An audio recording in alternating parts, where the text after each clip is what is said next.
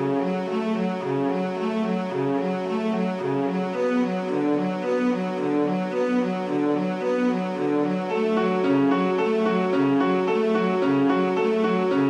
everybody, welcome back to another episode of Card Talk, a podcast where we spend just a little bit of time talking about cards from Lord of the Rings card game. I'm your host, Dave Walsh. And I'm Ted Bannock, and I love talking about cards. I do. Lord help me, I do. And we're gonna have a it's gonna be a very classic episode for you today. I'm excited for it. Yeah. I'm always excited. David? Yeah, you are always excited, and Grant isn't along on this ride. He's been tired lately, and he's over in England, so we'll catch him on the next one, though, I'm sure. But just to let you know, we are out of new player content. We're rolling along with our normal format where we do one card, one show. And if you want to follow along, you can join us over at our YouTube channel. We do have a YouTube. Just search up Card Talk LOTR LCG. You can subscribe over there. We're just about to hit 1,000 subscribers over on our YouTube channel, which is amazing. Heyo. Hey, we have an audio channel, which is great. You can like, rate, review us there. We have a blog. You can catch the address of the blog on the screen here. It's cardtalk2018.com. There, Matt, our blog master, is reviewing the card pool one card at a time, much like we're doing at the show. And Ted, you know what's really cool? We have this thing called Second Breakfast. Do you know what Second Breakfast is? It comes after first breakfast. I can tell you that. It does. And in terms of card talk, what's really cool is Ethan and Micah Quantz, they're brothers out of Alberta, Canada. They are maybe Manitoba. Oh, sorry. We have a Canadian branch of We have a Card Talk, Canadian branch, and so we just recently released out onto the world's Second Breakfast, and every 2 weeks they are playing a scenario and issuing challenges, deck building challenges against a certain scenario. So join them, and as they play live, and you can catch what the challenges are. You can build your own decks, play the scenario, and then join again, see them couple weeks later. You can talk about what they did last time, how they're doing this time.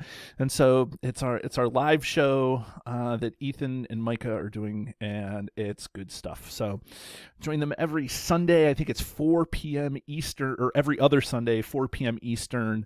The next one will have just passed, probably on the 20th, and then there'll be April 3rd. So, and those actually get recorded, and you can go back to our YouTube channel and see them if you wish to. So they're there, but that's cool stuff. So Second Breakfast with the Quantzes. And lastly, if you want to become a patron of the show and maybe join the prestigious ranks of the Ready Teddy patrons, you can go over to prestigious. You can go over to patreon.com/cardtalk2018, and you can sign up for giving us a little bit of money, help keep the lights on, help keep the blog rolling, help keep Second Breakfast in the airwaves. Just so you know, the cutoff of the swag, you have to become a $5 and up swagger Patreon sometime before the end of April, and maintain your patronage all the way through October 1st. So, and then we got some swag coming to you. We give swag to everybody who's a patron, but we give big swag to the $5 and up folks. Whew, that's a lot. So wow. I know we've done a lot of expanding here in the past year here at Card Talk. Yeah, it was just this cute little show with you and Grant, and then you dragged me into it somehow, and now we get the kicking and screaming. Mad at the blog, and now we got these playthrough videos. So yeah, it's really stuff's going on. Yeah, and we're trying to do different things, like That's the thing, you know, like we're not trying to just do another podcast about something, you know, like we're trying to hit everybody in the community where they want. Like there's a lot of people who like to read blogs and maybe not like to listen to the podcast. Okay, great. Go to the blog, right? People who like to watch playthroughs and, you know, and it's different people. It's not just me and you and Grant doing it, you know, it's different people that we're trying to get involved also in the community, which is really good. So, yeah, you know. It's all good stuff. Our fellowship grows. I know. We need 3 more. If we get 3 more creators on board, then we got it. All right. Yeah. So, Ted, we got a great show. We are going to be talking about a normal card, just a regular old card episode. We're throwing it back to the old days. So unless I'm missing something, I think we can just dive into it. Yeah, David, go ahead. Talk, Ted. What's the card today? Do you need me to segue to? Well, since you asked, David. Today's card is we're doing a core set card. That's why I called it a classic episode. Classic. And today Today's episode is on Horseback Archer. Yes. Horseback Archer. So if all you have is the core set, you own this card. Horseback Archer, we'll go over his statistics here. He is a 3-cost tactics ally, and he's got 0 willpower, 2 attack, 1 defense, 2 hit points. He has the traits Rohan and the also coveted Archer trait, and he has the keyword of ranged. Yes. And that's all there is to him. Yeah. And so before we dive into the Thanks for tuning in to this episode of Card Talk. Right, yeah. Right. That's about all we have to say about this guy. No, we got some notes on this one. Yeah, and so before we dive into the kind of the meat of the show, let's talk a little bit about what this card represents in the literature or in the books. And this is just kind of a general character. It's not named. It's not like a specific event or, you know, attachment that is anything necessarily special. But I think that this is, if I had to guess, Ted, like I'm no rocket surgeon here in New Jersey, but I think that this is supposed to represent the archerish side of the Rohan horse lords. I think you're right. You know, like one of the things that, you know, when you think of in a serious moment, I think that when you think of Rohan, you think of these guys bearing swords and coming down on you, you know, charging in your car on your horse through the crowd. Not your car. At my car, which would be terrifying. Right, which would be terrifying. You know, where they sing as they slay and, you know, like do all these crazy things, you know. But there was some mention of, you know, the Archers of Rohan, and this, I guess, is that. And so, you know, it's not anything special or anything crazy. But Ted, do you think that they captured that theme here? Yes. Yes. The flavor text says it. A few of the riders appeared to be bowmen skilled at shooting from a running horse. And yeah, I think they wanted to just be here as part of the cavalry type character. And yeah, just kind of backup. Mm-hmm. But Ted, talk about the card. Forget what it represents. Let's talk about let's talk about the card. Well, he's one of the, certainly in the core set there were a couple of ranged characters. But there weren't a lot. I think there's 3, right? There's the Silver Load Archer and Legolas, I think. Legolas. Right. And so two allies and a hero. And it's having 2 ranged attack is good.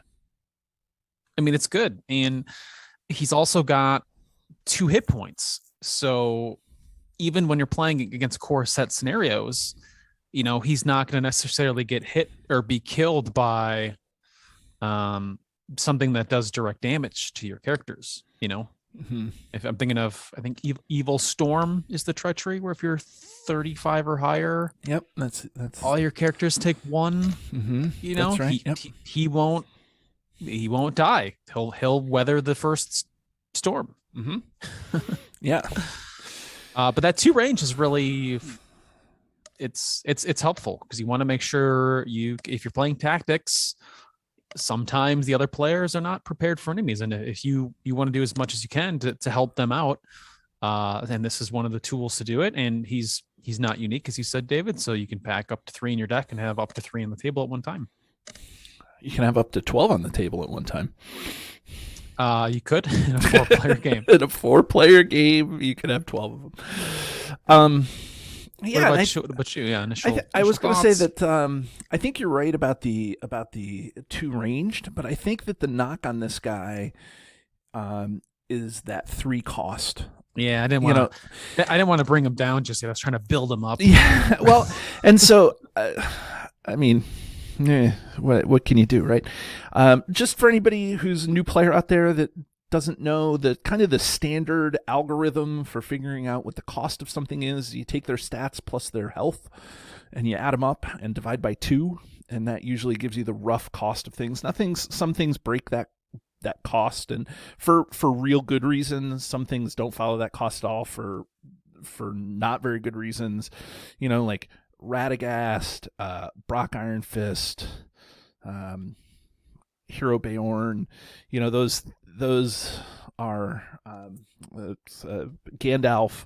They kind of break that standard, but those characters you would expect to break that standard, maybe not Brock, but and so I think that even with the core set, he's a little overcosted looking just at stats, but I think, Ted, you hit the nail on the head, is that ranged keyword when you're playing multiplayer is maybe worth the extra resource right there. That's, I think, what their value when he was initially costed. They said, well, he's got ranged, so that is worth an extra resource. Right. And I think that's where it comes from. But veteran players, as we move along, I think that this card quickly gets kind of outclassed by, whether you want ranged characters or whether you want Rohan characters. I think that this card quickly becomes, just the things that live in your binder. There's some, like, as your card pool grows, there's some cases to put this card in there. I know that if you're going to build a Rohan, what's the contract that only allows you the Highlander contract? You can only put 1 card. You are thinking of Council of the Wise, right? I kept in my head, I was thinking the White Council, but I knew that was the card. But yeah, the Council of the Wise contract, if you're building a Rohan themed deck and you want to use Council of the Wise, this guy can go in there and Rohan with Theoden, Spirit Theoden, you get a reduction of the next Rohan character you play by 1, so it brings it down to 2. Yeah, so there's a couple of things that you can do to make him not so grumpy, but I don't know. If you're gonna play this guy, don't play this guy and play the Sylvan. What's the Sylvan? I can't think of cards right now. I'm sorry. Yeah, there's the allies that this card typically gets compared against are the Galadhorn Archer, who's got 2 ranged attack and 1 hit point for a cost of 2. And then there is I believe it's the Lorian Marksman. The Marksman, right? The Marksman of Lorian. That's the one that I'm really thinking. Yeah, like he's ranged and he brings the defense of some enemy down by 2 for the first the round he comes into play. Like, and he costs 3. So like, if you're gonna play a ranged character, play the Marksman of Lorian. Don't play this guy. Yeah, because for 3 cost, you get you not only get range, you get 1 more attack. The Marksman is 3, right? And it has an added enter when entered play, and also has the same hit points.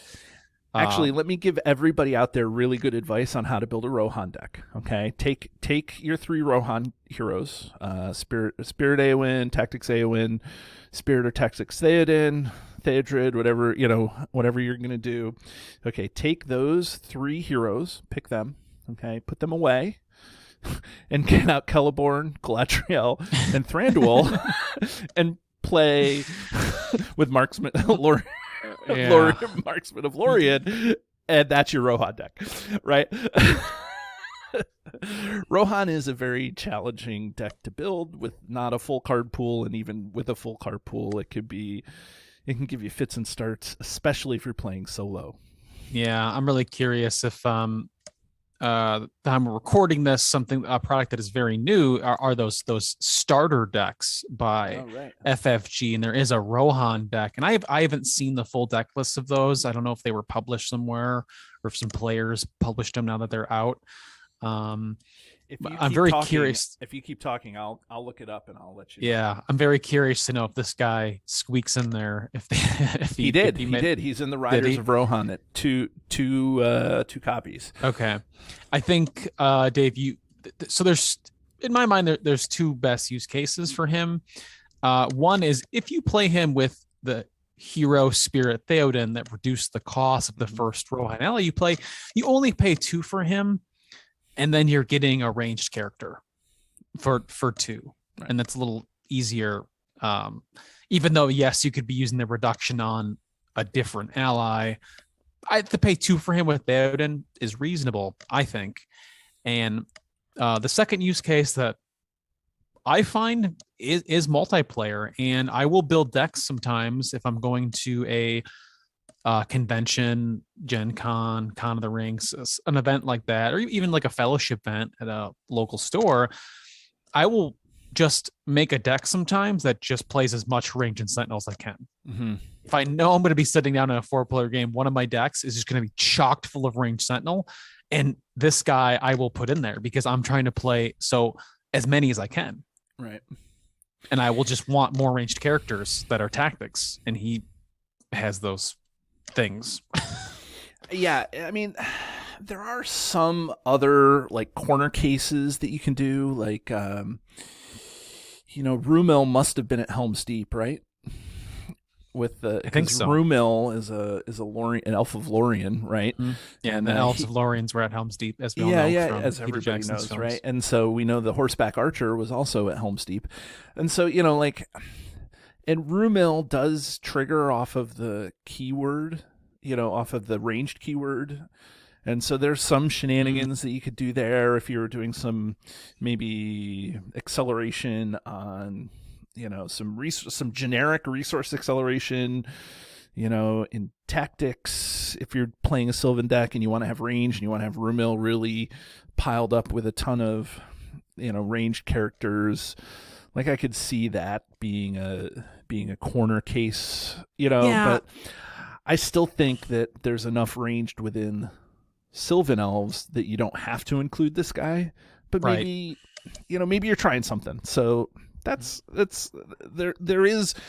are a few other things you can try. Have I tried it? No, I love Sylvans. I think that my meteoric rise to fame in the community came from playing Sylvans sloppily for a while, but sloppy Sylvans is the name of your deck, right? It's not sloppy Sylvans, it's slippery Sylvans.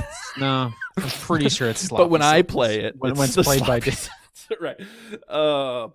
Anyways, yeah, and so I mean those are really the cases, like Thranduil I think only brings in Sylvan characters, so like you can't bring the Horseback Archer in during the off phase with him.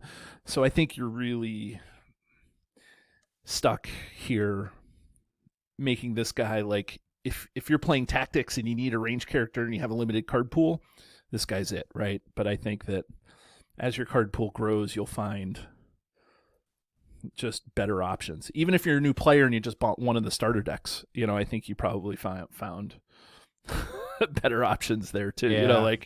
I don't know. So, he's got a little bit of play with his Rohan trait. We like I said, we already mentioned Theodred a couple times. He would gain a benefit from. Did you say Theodred or Theoden? Oh, excuse me, I meant Theoden. Okay. I said Theodred though. Okay, I was like, wait, what? And make no mistake, this guy is too ranged, so that's not horrible. But I will tell you, as a guy who's playing solo, I'm not playing this guy typically. He doesn't solo play. He has if you're playing him solo, pretty much no use. Yeah, like you just have a really limited card pool, right? And again, there are some scenarios and some enemies early on in the game's life that require a ranged hero or ranged character to attack and defend and things like that.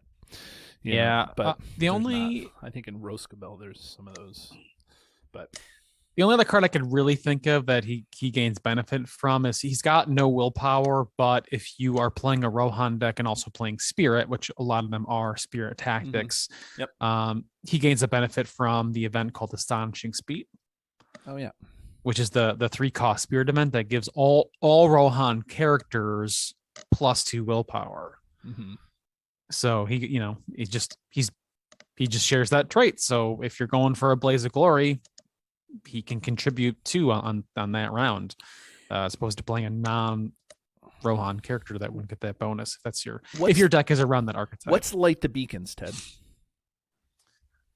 Light the Beacons is the one where help me out. Heroes get +2 to defense and don't. Heroes, I think it's everybody. Character. I think it might actually be characters. But the thing is, there's always one best Sentinel character. But yeah, I think Light the Beacon is all characters. All characters get +2 and don't exhaust to defend until the end of the round. So I mean, you could. Let's not. Nope. I know where you're going. Yeah, no, I was trying. I was trying. It is all well, there's all those crazy Rohan like things that you want to work, but seem to really don't. Rohan, if you're a new player out there, let me just tell you, Rohan is the trickiest of all the kind of traits to build a thematic deck around. I feel like it's just. And I don't mean tricksy like you're doing tricks. I mean, it's just hard to kind of get something that's gets going and is consistent and can do things, like without just saying, okay, here's tactics Eowyn. Now she's going to do her party trick and then we'll go from there. It's just hard to get something that feels like an engine going with a Rohan deck. Yeah.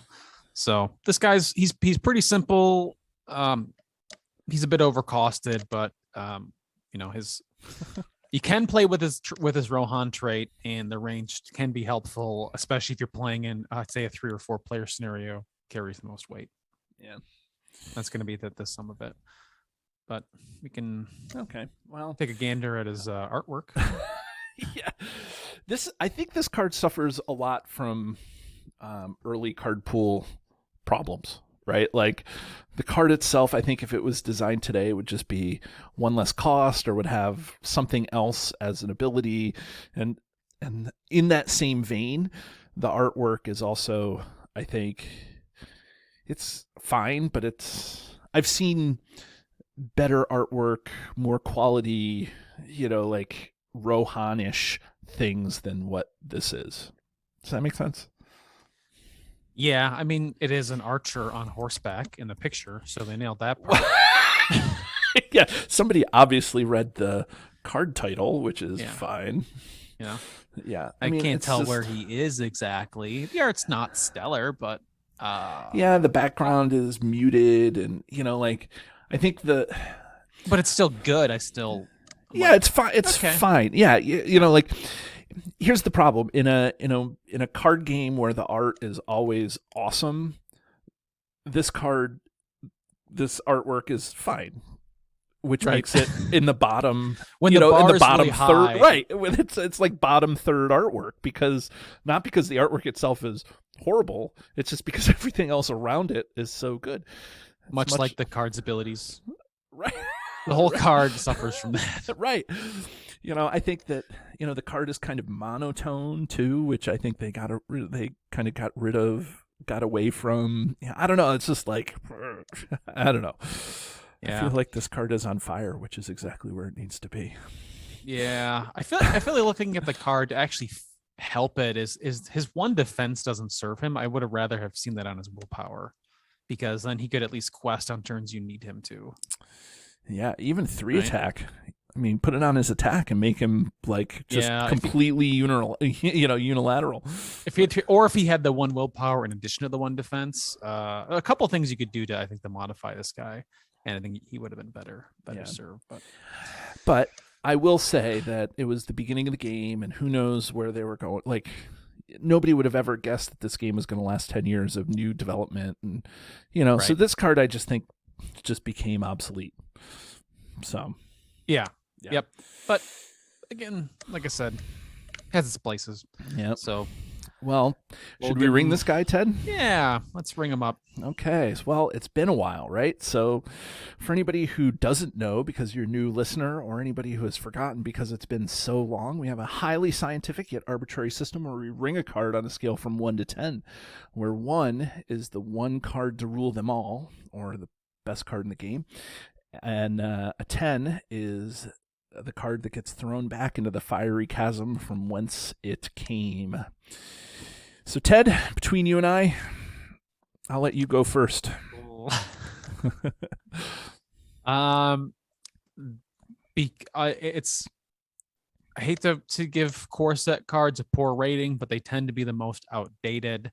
So I'm going to give this card like a 9. Oh, it is going to be, I am going to give it a pretty harsh rating because it does consistently just, there are better picks for it if you have the whole pool available to you.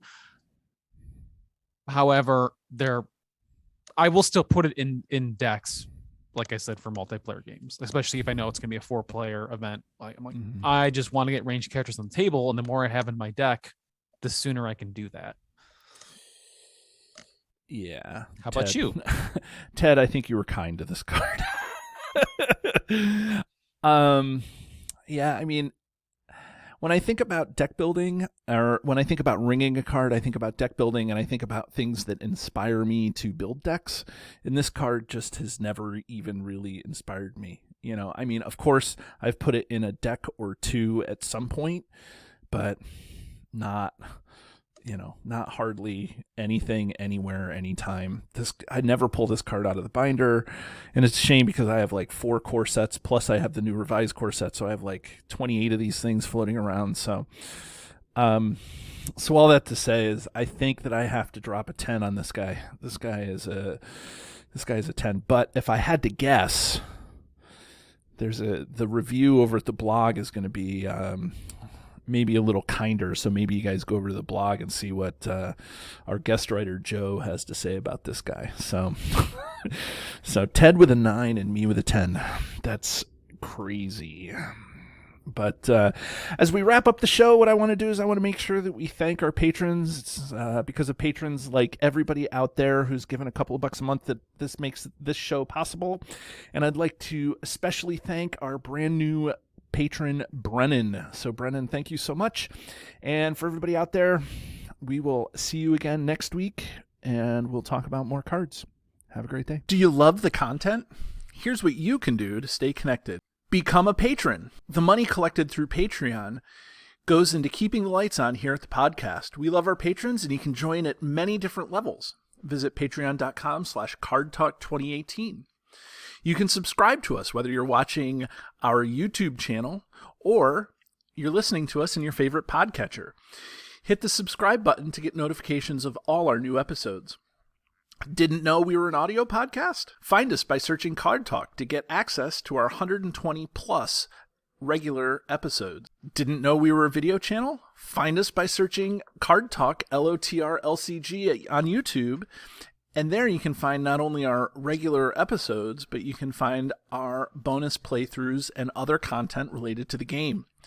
Want to get a hold of Ted, Grant, or myself? Feel free to email the podcast at cardtalk2018@gmail.com.